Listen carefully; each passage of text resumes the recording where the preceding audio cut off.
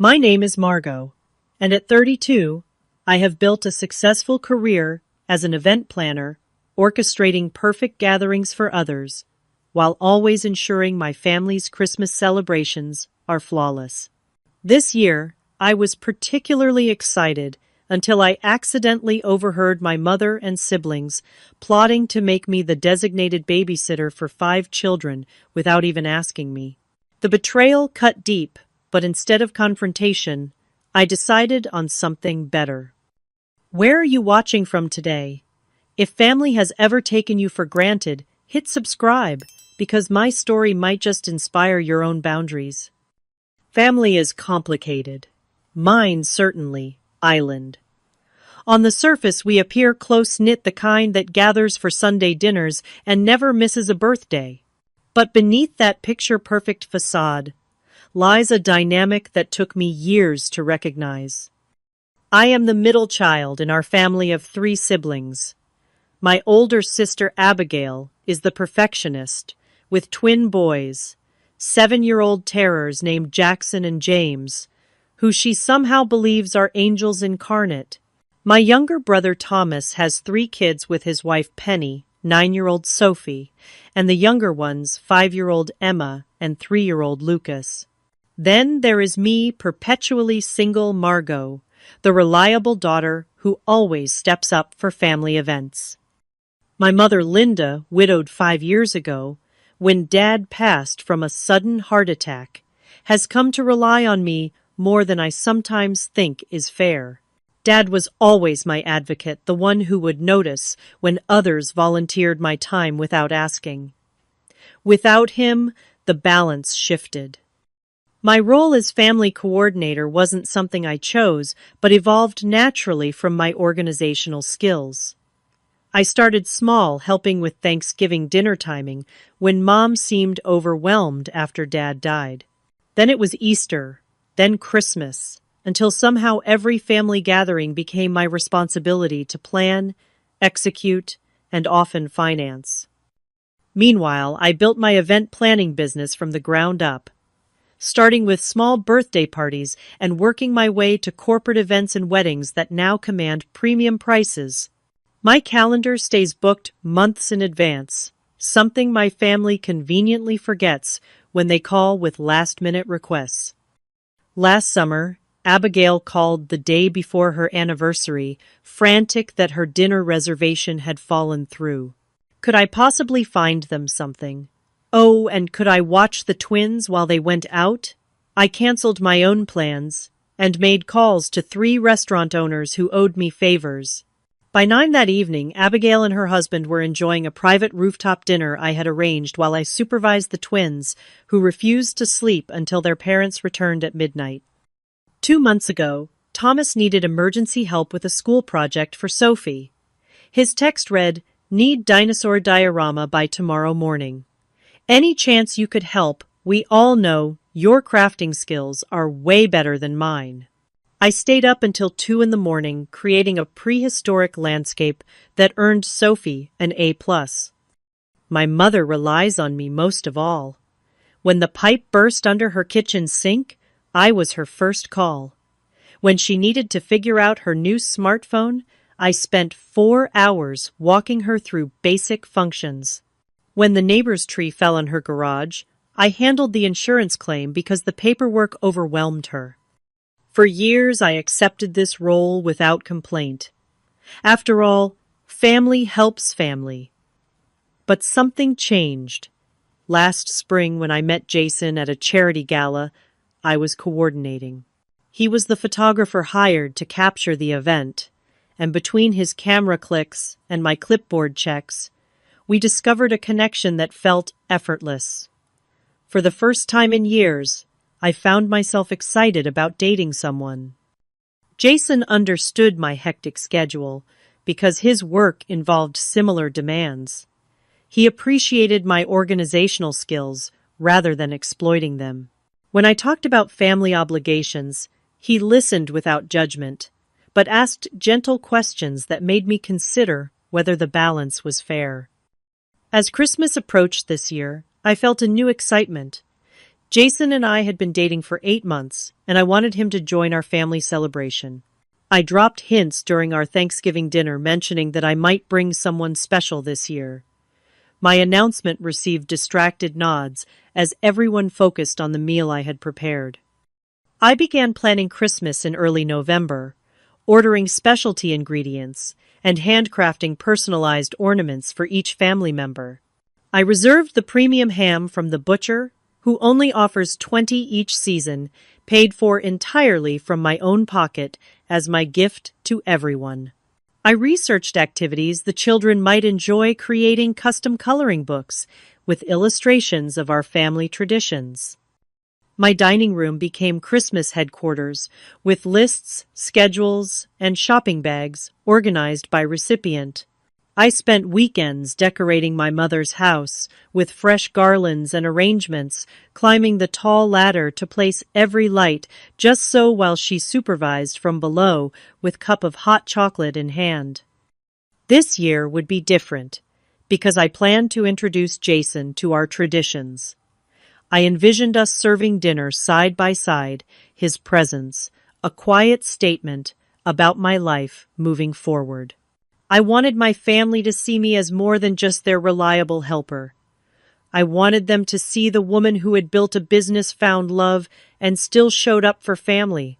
I believed they would welcome him with the same warmth I had always shown their partners. I had no idea how wrong I was until that fateful day 1 week before Christmas. The morning started like any other December day, with frost coating my car windows and holiday music playing on the radio during my drive to my mother's house. I arrived early for our pre-Christmas planning session, carrying bags of new decorations and my trusty planning binder. The house looked peaceful from outside, the lights I had strung along the eaves twinkling merrily against the gray winter sky. I let myself in with my key, calling out a hello that went unanswered. Assuming they were in the back of the house, I set down my bags in the entryway and headed toward the kitchen where voices drifted down the hallway. As I approached, I recognized my mother's laugh, followed by Abigail's distinctive tone and Thomas's deeper voice.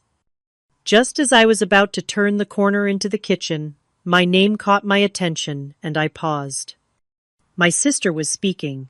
So we are agreed, then Margot will watch all the kids during the adult dinner. 5 kids is a lot, but she handles the twins all the time, so adding 3 more should be fine. My hand froze on the wall. What was she talking about? This was the first I had heard about a separate adult dinner. In our family, Christmas had always been everyone together around the large table. My mother responded, "Well, I think it makes sense. The kids' table will be chaotic, and Margot is so good with them. Plus, she already has all those activities planned." Those activities were meant for after dinner, when we would all participate. I had created Christmas scavenger hunts and craft projects the adults would help with, not babysitting entertainment. Thomas chimed in. "She can eat early with the kids, and then we can have our dinner in peace for once. Last year, Lucas had that meltdown, and I barely got to taste the food Margot had spent all day cooking." I felt a tightness in my chest as I continued to listen, unable to make my presence known. "And she will handle the cleanup too, right? She always does," Abigail added. "I was thinking we could open a nice bottle of wine this year, without worrying about driving, maybe even play some adult games after dinner." My mother laughed. "Well, it is not like Margot has other plans. No offense to her, but being single at the holidays means she has the time to help. We all have partners and children to consider." The words stung like a physical slap. I had explicitly mentioned bringing Jason to Christmas this year. Had they simply not listened? Or worse, had they heard but dismissed it entirely? "Has she mentioned that photographer guy lately?" Thomas asked. "I thought that fizzled out months ago." "Oh, that was never serious," my mother dismissed. "Margot focuses too much on work for relationships to last. Remember that accountant a few years back? Same thing." My relationship history was now being dissected in my absence with completely inaccurate information. The accountant had moved across the country for a job opportunity. We had parted on good terms. And Jason was very much still in my life, something they would know if they ever asked about my personal life. "Well, it works out perfectly for us," Abigail continued. "She can entertain the kids from 4 o'clock onward. I will tell the twins to save their new toy demonstrations for Aunt Margot." "And she will handle the Santa duties too, right?" Thomas asked.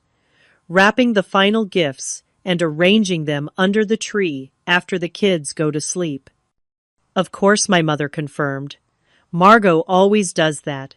And the Christmas breakfast the next morning. Remember how she made those snowman pancakes last year? The kids adored those." I stood frozen in the hallway, my mind racing to catalog all the assumptions being made about my time. Not once had anyone asked if I was willing to take on these roles. Not once had they considered I might have my own plans or desires for the holiday. "It is really convenient having an event planner in the family." Abigail laughed. "Free childcare and catering all in one."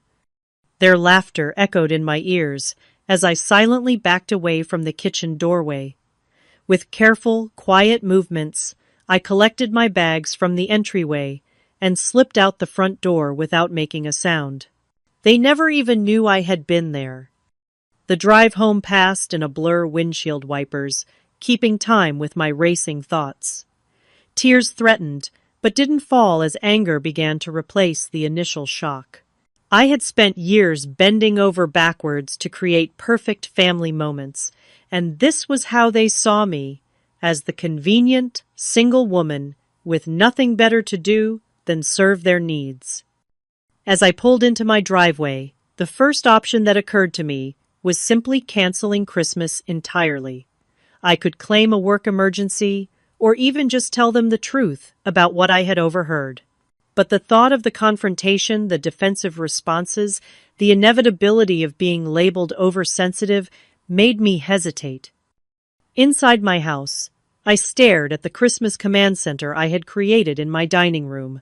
Personalized gifts, wrapped with handmade bows, recipe cards, organized by preparation time, handcrafted decorations for each family member.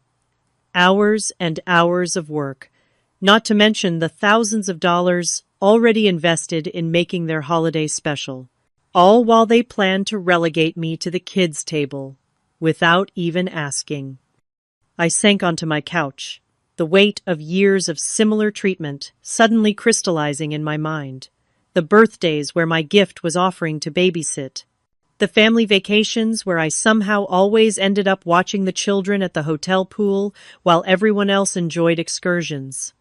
The countless times I rearranged my schedule because Margot is so flexible with her time. The pattern was painfully clear now.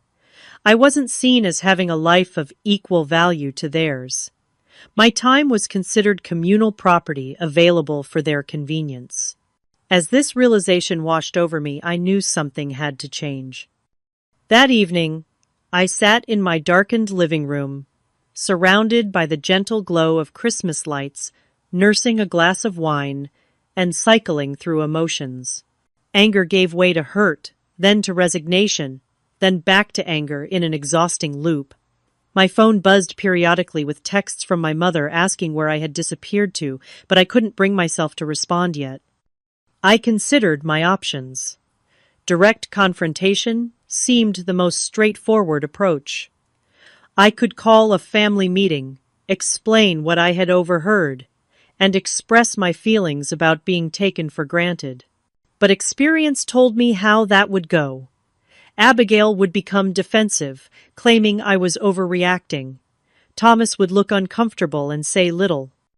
My mother would tear up and remind me how difficult the holidays had been since Dad died, effectively shifting the conversation to her grief rather than my concerns.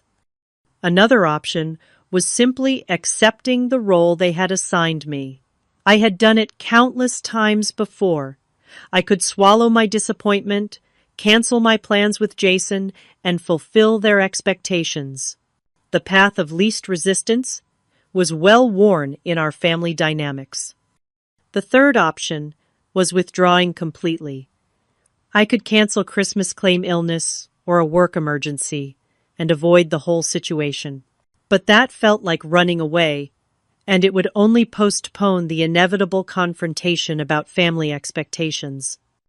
At 9:30, my phone rang with my best friend Sophia's familiar tone.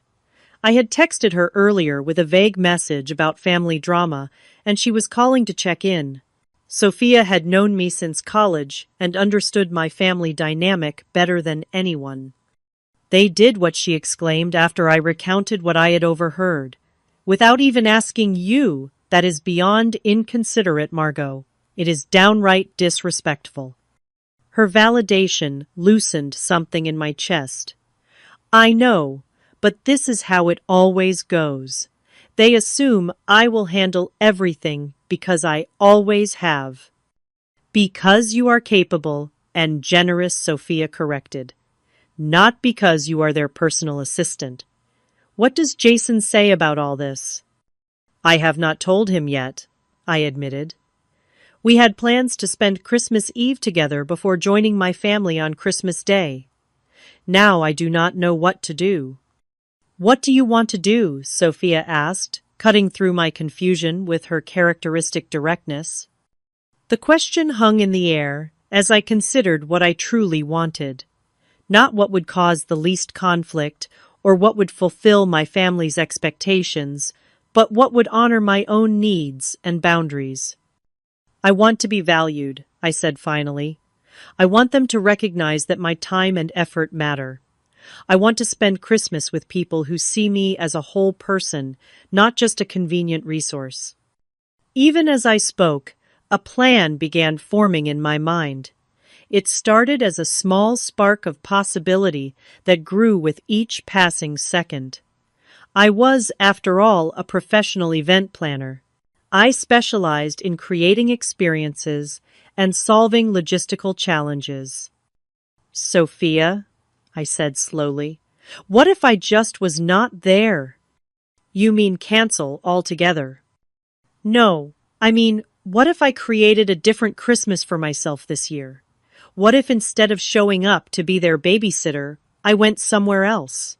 Somewhere wonderful?" I could almost hear Sophia's smile through the phone. "Now that sounds more like the Margot I know. What are you thinking?"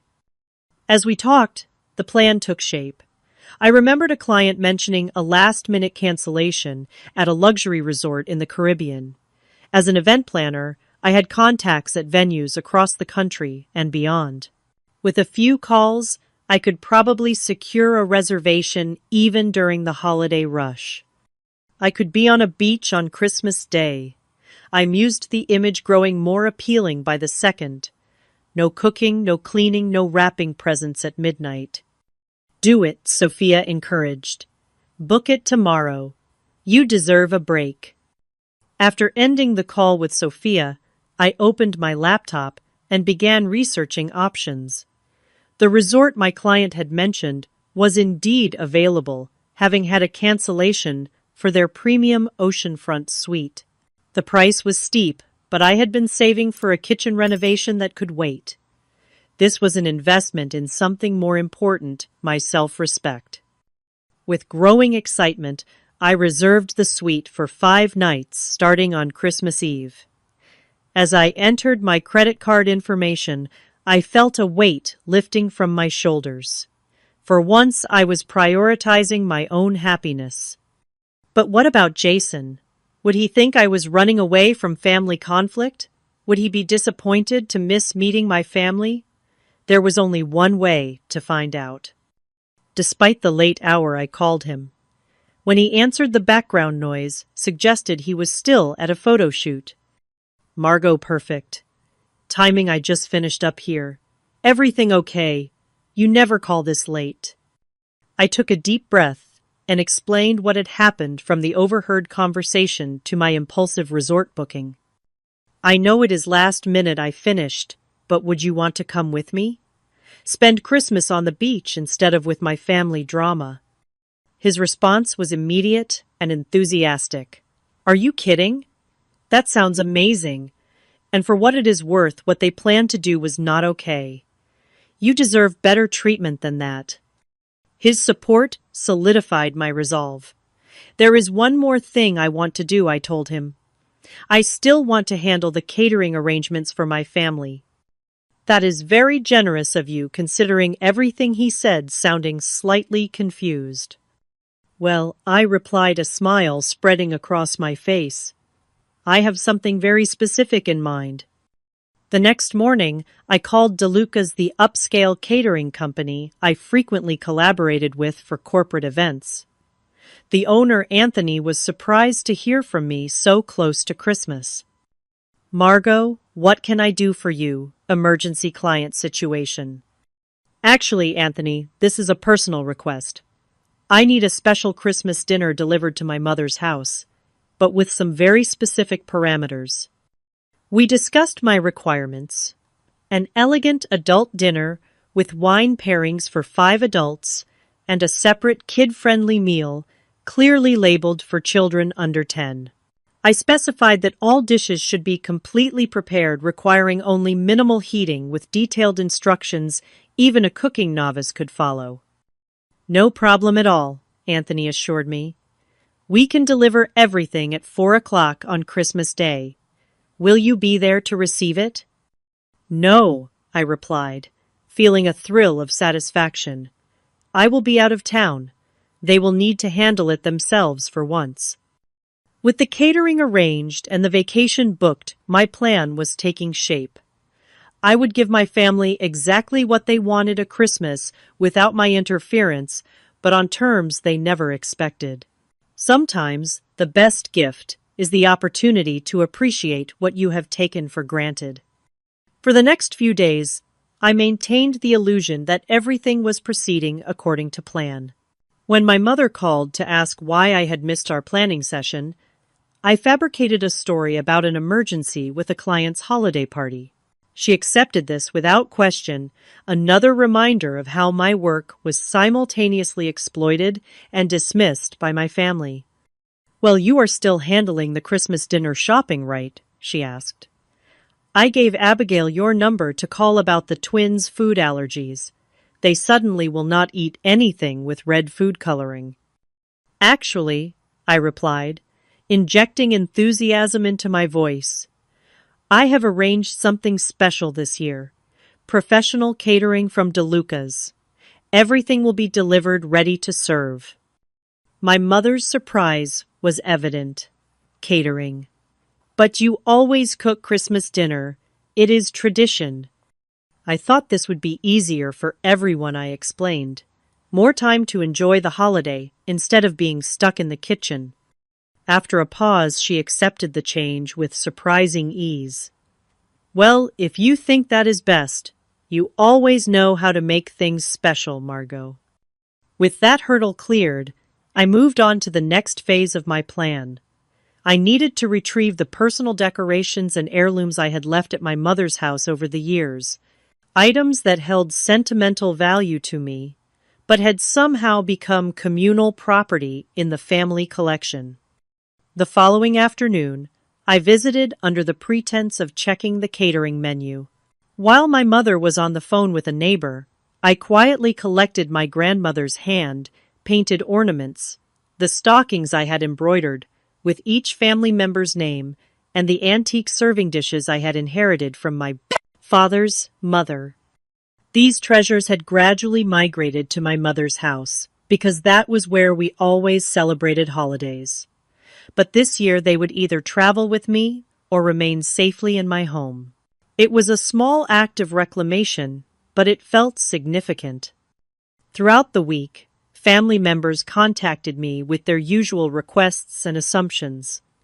Thomas called to ask if I could pick up last-minute gifts for his children, since I was so good at that sort of thing. Abigail texted to inform me that the twins now wanted to perform a Christmas pageant and would need costumes. My mother left a voicemail wondering if I could come early on Christmas Eve to help her rearrange the furniture for optimal flow. To each request, I gave non-committal responses. I will see what I can do. My schedule is pretty packed this year. Small seeds of doubt that would bloom into realization when they discovered my absence. Meanwhile, I prepared for my getaway. I purchased a new swimsuit and resort wear items that had no place in my usual December wardrobe. I wrapped the gifts I had already bought for my family and arranged for them to be delivered by courier on Christmas morning. Despite everything, I couldn't bring myself to leave them without presents. Each package included a card with a personal message that hinted at my desire for a more balanced relationship moving forward. Jason and I finalized our travel plans, booking an early morning flight on Christmas Eve. He seemed increasingly excited about our spontaneous holiday, suggesting activities and researching restaurants at our destination. His enthusiasm reinforced my decision to prioritize this new relationship over family obligations that were neither appreciated nor reciprocated. On Thursday, 3 days before Christmas, I met with Anthony from DeLuca's to finalize the catering arrangements. We sat in his office reviewing the menu while his staff prepared holiday orders in the bustling kitchen beyond the glass partition.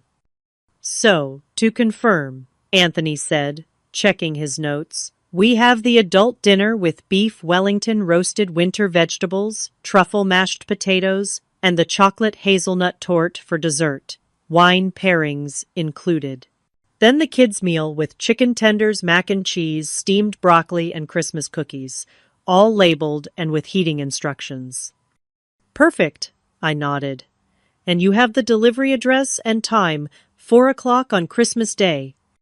Anthony looked up from his tablet. "All set. Though I have to say, it is unusual for you not to be there yourself. You are usually so hands-on with family events." I smiled. "This year, I am trying something different, letting go of control a little bit." What I did not say was that I was paying a premium for the Christmas Day delivery, nearly double the normal rate. But it would be worth every penny to picture their faces when the catering arrived with me nowhere in sight. "There is one more thing," I added, reaching into my bag. "Can you make sure this note is included with the delivery? It is important it arrives with the food."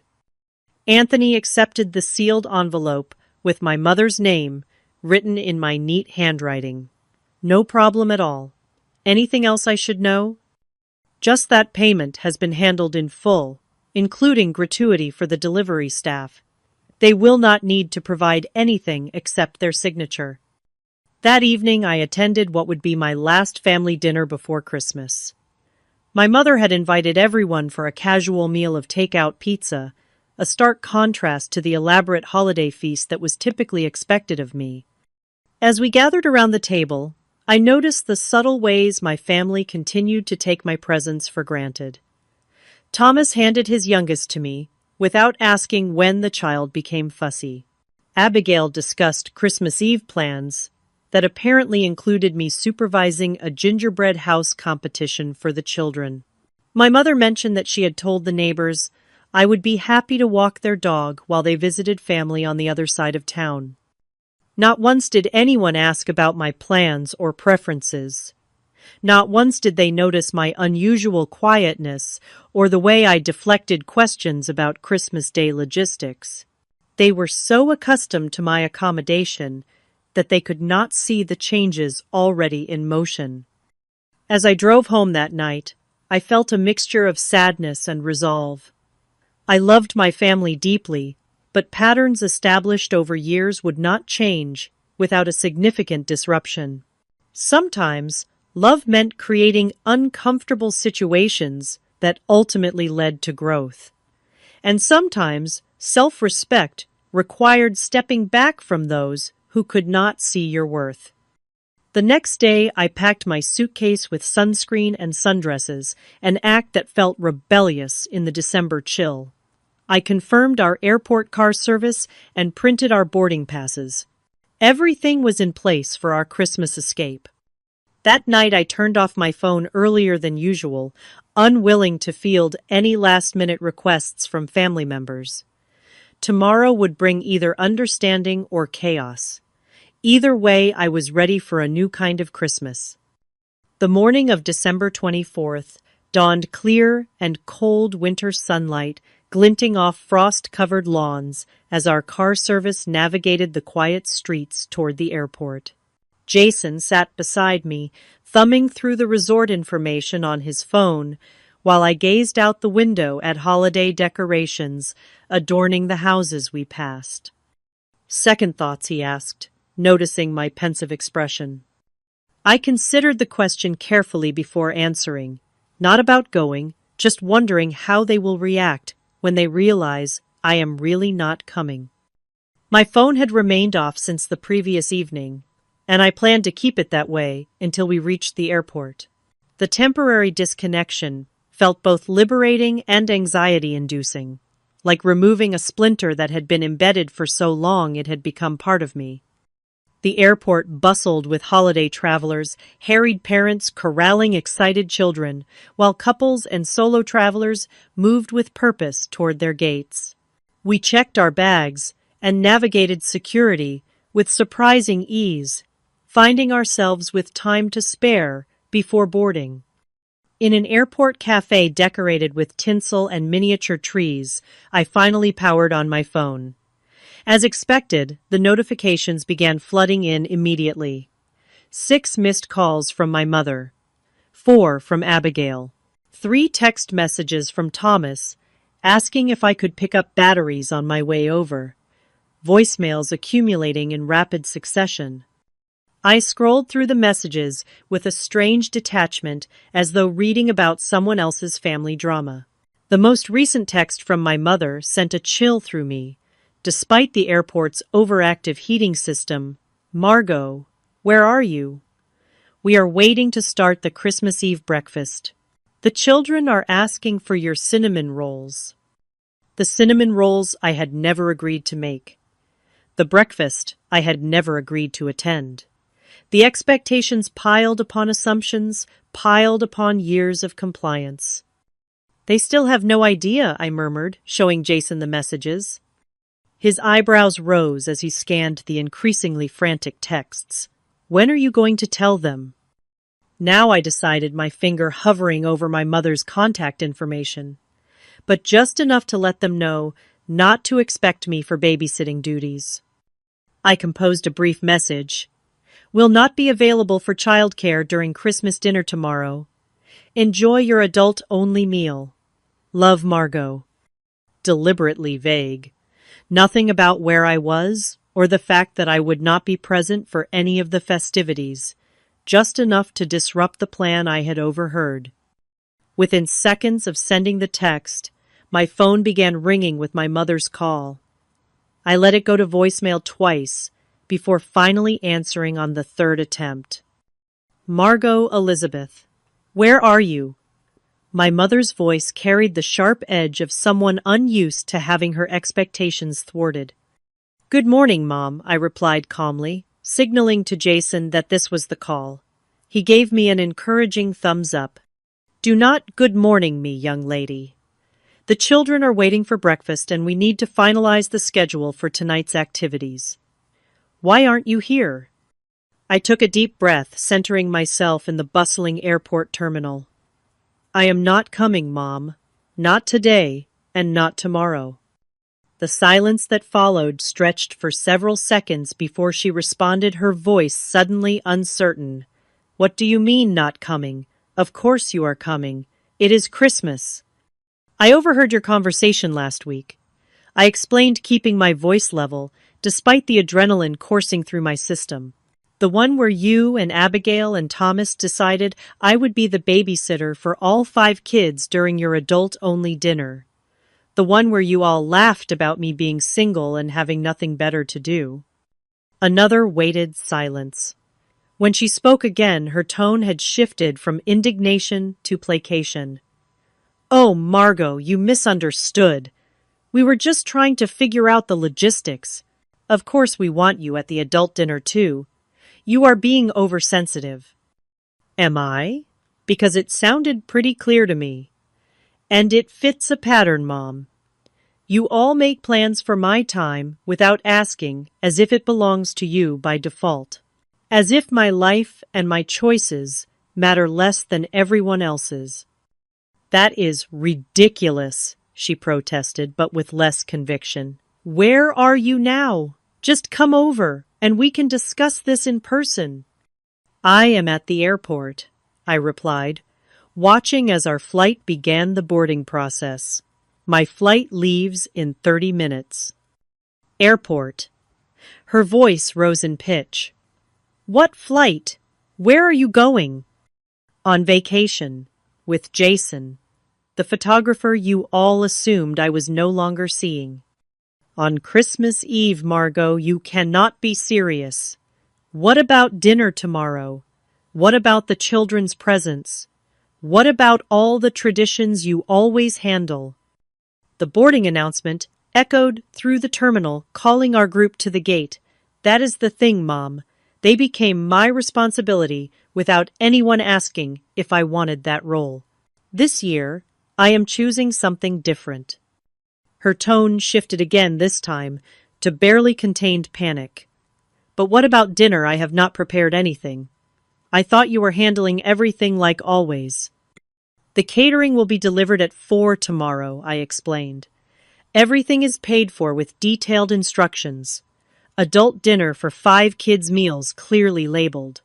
All you have to do is heat and serve according to the directions. Catering, she repeated as though the word was foreign, but that is not the same as a home-cooked meal. The children will be so disappointed. The children will be fine with chicken tenders and Christmas cookies, I assured her. And you adults will enjoy your beef Wellington and wine pairings without having to worry about childcare. After all, that was the plan, wasn't it? Just without me in the picture. Our row was called for boarding, and Jason gestured toward the gate. I nodded, gathering my carry-on bag. I have to go now, Mom. Our flight is boarding. Margot, wait. The desperation in her voice was unmistakable now. You cannot just leave. What are we supposed to do without you? The question hung between us, heavy with unintended revelation. What were they supposed to do without me? Figure it out themselves, perhaps. Appreciate the work I had always done, maybe. Recognize my absence as the consequence of their actions, hopefully. You will manage, I said gently. The food will be delivered. The presents for the children are wrapped and labeled in the guest room closet. Detailed instructions for everything are in the binder on the kitchen counter. The one none of you ever bothered to look at, even though I referenced it constantly. But it will not be the same, she insisted. No, I agreed. It will not. As we reached the gate attendant, I delivered my final message. Merry Christmas, Mom. Enjoy the adult dinner you all planned. I will turn my phone off during the flight, but I will check messages when we land. When will you be back? She asked, a tremor in her voice, suggesting tears were imminent. After New Year's, I replied. We can talk then. Before she could respond, I ended the call and switched my phone to airplane mode.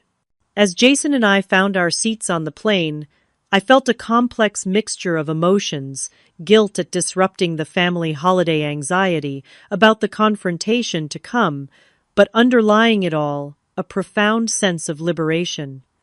The plane taxied down the runway as the flight attendant delivered the safety briefing. As we took off ascending through clouds into clear blue skies, I mentally shed the weight of expectations I had carried for far too long. Whatever awaited me upon return, I had finally advocated for my own worth in the family equation. Jason squeezed my hand as the seatbelt sign dinged off. You okay? I turned to him with a smile that felt more genuine than any I had managed in weeks.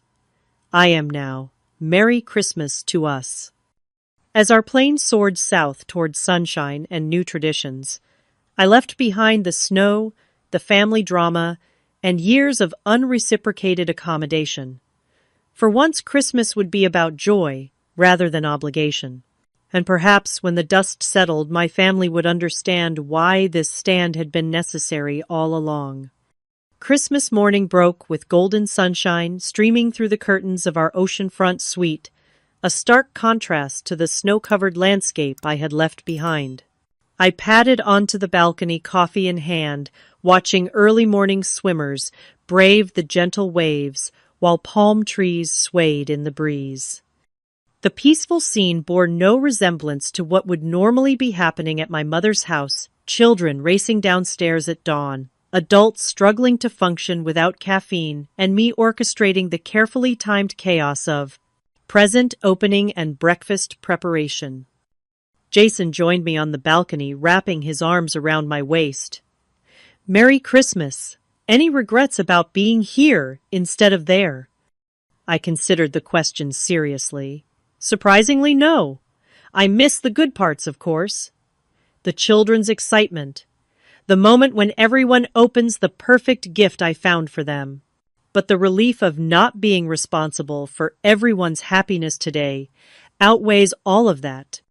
We spent the morning exchanging the small gifts we had brought along, enjoying a luxurious breakfast delivered by room service, and walking along the shore collecting shells. The resort had decorated palm trees with twinkling lights and red bows, a whimsical tropical take on Christmas that charmed me. At precisely noon, as we lounged by the pool, sipping fruity drinks garnished with tiny umbrellas, I checked my phone for the first time since our flight had landed the previous evening. The onslaught of notifications made my stomach tighten with anxiety, but I forced myself to methodically work through them. 27 missed calls, 42 text messages, 13 voicemails. My family had not taken my absence lightly. I started with the earliest messages, tracking the progression of reactions as Christmas Eve had unfolded without me. The initial texts from my mother vacillated between guilt trips. "The children are so disappointed," and angry accusations. "I cannot believe you would abandon us like this." Abigail's messages were predictably self-centered. "How am I supposed to manage the twins' behavior during dinner without your help?" While Thomas's showed surprising insight. "We really messed up, didn't we?" The voicemails told a similar story, with my mother's voice growing increasingly frantic as she realized I truly wasn't going to appear and save the day. The last message, from Christmas Eve time-stamped 1:143 p.m., captured her vulnerable admission. "I don't know how to do this without you, Margot. I've always relied on you to make Christmas happen." That was the crux of it. I had become so essential to their holiday experience that my absence created a vacuum no one was prepared to fill. But that dependence had come at the cost of my own holiday joy, a price I was no longer willing to pay. The Christmas Day messages began early, with Abigail's 7:12 a.m. text capturing the family chaos in real time. "The twins are fighting over who gets to open the first present, and Mom is crying in the bathroom. This is a disaster and it's your fault." By mid-morning, the tone had shifted. Thomas sent a surprisingly reflective message. "I get it now. We've been taking you for granted for years. I'm sorry for my part in that. The kids miss you, but I told them Aunt Margot needed a vacation too. Merry Christmas wherever you are." My mother's Christmas morning voicemail was tearful, but less accusatory. "The caterers are coming at 4. I found your binder with all the instructions. I never realized how much work you put into planning everything. Please call when you can." The most surprising message came from Abigail around 11 a.m. "So I had to handle the twins' meltdown by myself this morning when they couldn't find the special chocolate Santa stockings you always make. And you know what? I realized I've never had to deal with their Christmas morning behavior because you've always stepped in. That's not fair to you. It's taken your dramatic exit for me to see that. Still mad you didn't tell us directly, but starting to understand why." As I scrolled through the messages, a weight lifted from my shoulders. They were beginning to understand. The disruption I had caused was uncomfortable, but necessary, forcing them to recognize patterns that had been invisible when I was complying with them. Jason noticed my small smile as I set down the phone. Good news. Progress, I replied. They're upset, but they're also starting to get it. Thomas actually apologized. Are you going to call them? I shook my head. Not yet. I think they need a little more time with the discomfort. And honestly, so do I. This is the first Christmas in years where I'm not constantly checking if everyone else is happy. We spent the afternoon on a snorkeling excursion, the colorful fish and coral formations providing a welcome distraction from family dynamics. Returning to our room to prepare for the special Christmas dinner at the resort's oceanfront restaurant, I checked my phone again. New messages had arrived, most notably from my mother. At 4:37 p.m., the catering just arrived. Everything is beautifully packaged with instructions. Even I can follow. The note you left made me cry. You're right that we've taken advantage of your generosity. I'm so sorry, Margot. Please call when you're ready. I hadn't expected such a quick acknowledgement of the problem. Typically, my family required multiple conversations and considerable time to accept responsibility for hurtful behavior. Perhaps my absence had created space for reflection that my presence never allowed. At 5:45 p.m., Abigail sent a photo of the elegantly plated adult dinner with the caption, "This is delicious, but doesn't taste as good without you here. The kids are actually behaving with their special meal. You thought of everything, even in your absence." The messages continued through the evening. Thomas sent a video of all 5 children singing a Christmas carol they had apparently practiced as a surprise for me. My mother texted a picture of the family gathered around the tree, with a visible empty space where I would normally sit. By the time Jason and I returned from our candlelit Christmas dinner, I felt emotionally ready to respond. Not with a call which might devolve into tearful demands for my return, but with a group message that clearly articulated my feelings. I composed the message carefully. Merry Christmas, everyone. I'm safe and doing well. I needed this time away to process how I've been feeling for years. When I overheard you planning to use me as the default babysitter, without even asking it, crystallized a pattern that's been happening for too long. My time, my efforts, and my presence have been taken for granted. I've been treated as a resource rather than a person with my own needs and desires. I love you all, but I needed you to experience a Christmas without my constant accommodation to understand its true cost. I'm glad the catering worked out, and that you're making the best of things. We'll talk when I return, but moving forward things need to change. I deserve the same consideration and respect that each of you expects. Enjoy the rest of the holiday. See you in the new year. I hesitated before adding a final line. P.S. Jason says hello. He would have loved to meet you all under different circumstances. After sending the message, I turned off notifications and placed my phone on the nightstand. Whatever responses came through could wait until morning. Tonight was for watching the moonlight on the ocean and appreciating the gift I had given myself, the freedom to prioritize my own happiness. As we fell asleep to the sound of waves outside our window, I felt a sense of peace that had been missing from Christmas for years.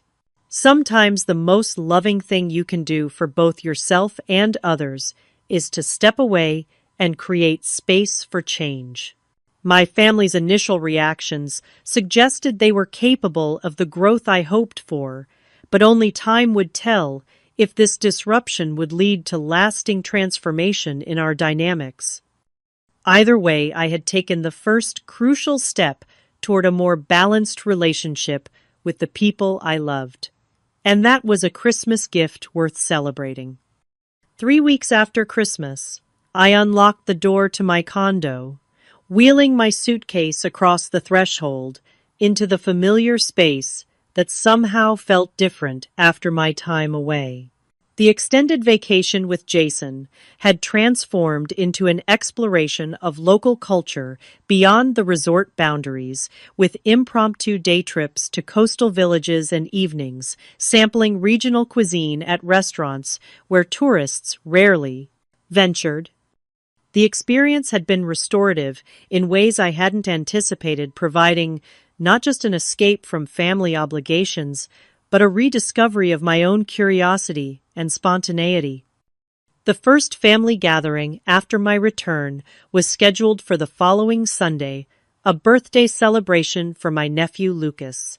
I approached the event with a mixture of determination and apprehension, unsure whether the insights from my Christmas absence would translate into meaningful changes or revert to established patterns under the pressure of face-to-face interaction. When I arrived at Thomas and Penny's house carrying a modestly wrapped gift rather than the elaborate party supplies I would normally have brought, the initial greetings were awkward. My mother hugged me too tightly, whispering, "We need to talk," in my ear. Abigail offered a stiff hello, her expression guarded. Only Thomas seemed genuinely relaxed, greeting me with a warm smile and sincere, "Good to have you back." The children provided welcome distraction, swarming me with excited updates about Christmas presents and school adventures. I noticed with interest that they were being supervised by their respective parents rather than automatically funneled in my direction. During a lull in the celebration, my mother cornered me in the kitchen as I was refilling my water glass. "What you did at Christmas was very hurtful, Margot." She began, her voice low to avoid being overheard. "We were all counting on you." I met her gaze steadily. "That's exactly the problem, Mom. You were all counting on me without asking if I was available. You made plans for my time as if it belonged to you." "We're family," she countered. "Family helps each other." "Yes, but it should go both ways," I explained. "When was the last time someone in this family asked what they could do to help me? When was the last time anyone considered that I might have my own plans or preferences for the holidays?" Her brow furrowed as she considered my questions. After a moment, her shoulders sagged slightly. "I can't remember," she admitted. "I guess we've gotten used to you always being the one who handles everything." "That's not fair to any of us," I said gently. "It's not fair to me to always be the giver, and it's not fair to you to always be the takers. I want a more balanced relationship." Tears welled in her eyes. "I've been thinking about it since Christmas. After your father died, I leaned on you so heavily. It was easier to keep doing that than to figure out how to stand on my own. I'm sorry, Margot. I didn't see how much I was asking of you." Her acknowledgement, so different from the defensive response I had expected, caught me off guard. "Thank you for saying that, Mom." "I want to do better," she continued, wiping away a tear. "I don't want to lose you because I've been selfish." We spoke for nearly 30 minutes, delving into years of accumulated expectations and unexamined patterns. For the first time, I felt truly heard, as I expressed how isolating it had been to always prioritize everyone else's needs above my own. And for the first time, I saw my mother as someone working through her own struggles rather than simply imposing demands on my time. Later in the afternoon, Abigail approached me on the back porch, where I had stepped out for a moment of quiet. "That was quite a stunt you pulled at Christmas," she said, her tone deliberately light, though her eyes remained serious. "It wasn't a stunt," I corrected. "It was a boundary." She sipped her drink, considering my words. "The twins asked about you every day." "Where's Aunt Margot? Why isn't she here?" She paused. I didn't have a good answer, because saying, "We took advantage of her until she'd had enough," didn't seem appropriate for a 5-year-old. Despite myself, I laughed. "What did you tell them?" "That sometimes adults need vacations too, and that we should have been more thoughtful about your time. She met my gaze directly. I was angry at first. It felt like you'd abandoned us when we needed you. But then I had to deal with the Christmas morning meltdowns myself, and the bedtime tantrums, and all the little crises you usually smooth over without anyone noticing. And I prompted when she fell silent. And I realized we've been using you as a convenient safety valve. Whenever parenting gets hard, we hand the problem to Aunt Margot. She shook her head. That's not fair. And it's not good for the kids either. They need to see their parents handling challenges, not outsourcing the hard parts. Her insight surprised me. Of all my family members, I had expected Abigail to be the most resistant to change. Thank you for saying that, I said sincerely. I love the twins and want to be part of their lives. I just don't want to be the default solution to every problem. Understood, she nodded. So, tell me about this, Jason. Is it serious? The shift to personal interest in my life, rather than what I could do for her, marked another small step forward. We talked about my relationship and her career challenges, engaging as sisters rather than as service provider and client. Thomas proved to be my strongest ally in the family's adjustment process. During dinner, he deliberately redirected conversations when they veered toward assumptions about my availability. When our mother mentioned that she needed help reorganizing her garage in the spring, Thomas interjected, "Maybe we could all set aside a Saturday to tackle that together, if Margot is available then." The emphasis on my choice and the suggestion of shared responsibility felt revolutionary in our family context. As weeks turned into months, the changes solidified into new patterns. Family gatherings became collaborative efforts rather than my sole responsibility. Text messages began with, "Are you available to help with?" rather than "I need you to handle."